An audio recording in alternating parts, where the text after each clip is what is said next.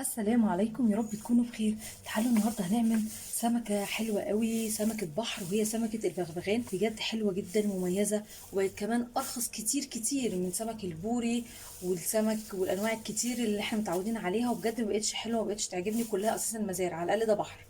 تعالوا بقى النهارده نعملها بطريقه سهله جدا، وهي ليها طريقتين، طريقه سنجاري وطريقه محمر. تعالوا النهارده نعملها بطريقه التحمير اللي احنا كلنا بنحبها، بتتبيله سهله جدا ومميزه جدا.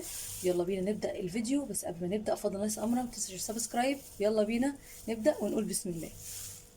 اول حاجه في التتبيله بتاعتي وهي الفلفل الرومي. الفلفل الرومي، فلفل احمر لو مفضل لو موجود، ليمون. والليمون انا هنا بقشره وبقطعه نصين، يعني هي متقشره ومتقطعه نصين. باخد منها بقى كل البهاريز اللي فيها زي ما بيقولوا، باخد كل الخلاصه. ليه بقشرها؟ عشان انا بحس ان فيها مراره شويه، فدي بتبقى جامده جدا. وطبعا الجزر، والجزر فعلا بيبقى بينقل السمك وبين التتبيله في حته تانيه خالص. هنجيب الكبه بتاعتنا وانزل بالفلفل الرومي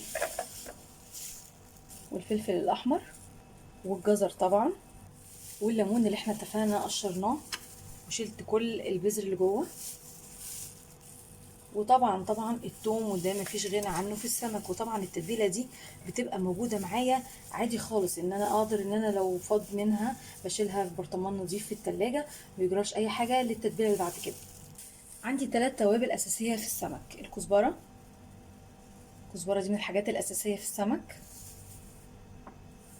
الكمون،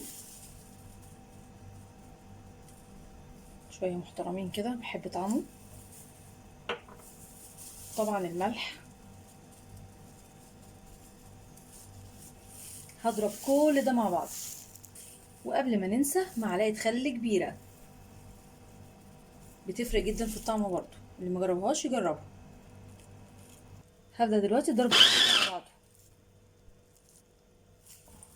بصوا جمال لون التتبيله، لون الجزر مع الحاجات اللي احنا حطيناها، الخضار اللي احنا حطيناه مخلي لون التتبيله تحفه. يلا دلوقتي بقى انا عايزاها جوسي شويه، فاحط لها معلقه صغيره، قصدي معلقه كبيره من الميه، وهضرب تاني. بصوا كده، المعلقه الليكويد او المعلقه السائل اللي انا حطاها هي دي اللي خلت التتبيله بتاعتي بالشكل ده، وهو ده المطلوب. يلا بينا نشوف هنعمل ايه بعد كده. انا هنا هعمل فتحات للسمك بشكل عشوائي عشان عايزه التتبيله. بصوا اساسا اللحمه بتاعته، بصوا تحسوا انها طريه قوي لو باينه في الكاميرا. بصوا تحسوا ان حاجه كده مش ناشفه، لا هي طريه خالص خالص.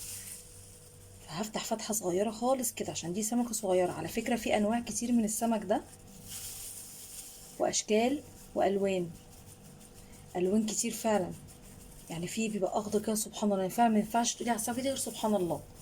طبعا انا غسلاه كويس جدا جدا. هبدا بقى انزل كده بالتتبيله واتبله كويس جوه وبره. بصوا اساسا اللون الاورنج اللي عمله الجزر، اللون خلاه تحفه مع الفلفل والخضار، بجد تتبيله رهيبه. وحركه الليمون دي فعلا بتفرق. هخلص باقي الكميه وابدا بفتحات كده ادخل عشان التتبيله توصل لكل حته في السمكه.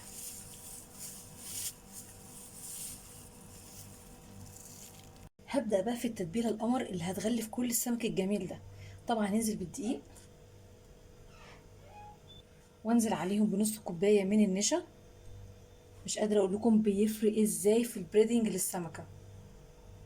ولازم طبعا نتبل كل الكلام القمر ده. كمون، من كل تتبيله هحطها معلقه صغيره. كزبره طبعا زي ما اتفقنا. ملح. ونيجي بقى للثلاث اسرار اللي بتحصل بره في المطاعم. المعلقه اللي بتقلب شكل بريدنج، كركم. مفيش مطعم يستغنى عنه، فعلا بتفرق جدا في لون البريدنج. كاري، وبرده بيخلي طعم البريدنج حلو قوي، وده بيغنيكي عن توابل السمك لو مش عندك. وطبعا معلقه من التوم البودر، يا ربي بتخليه رهيب، جربوه هتدعولي. هقلب كل التتبيله القمر دي بقى مع بعضها، وكده بقى عندي البريدنج للسمك جاهز. ده بقى انزل بالسمك بتاعي في التتبيله الجميله دي، وابدا بقى وهنا خلاص بعد ما خلصنا السمك الجامد والقمر ده والرز الرهيب ده، اتمنى انتوا تجربوا التتبيله دي، والله والله هتفرق معاكم جدا. واللي كمل معايا الفيديو للاخر يا رب ما ينساش سبسكرايب، ويا رب اكون دايما اقدر افيدكم، والسلام عليكم.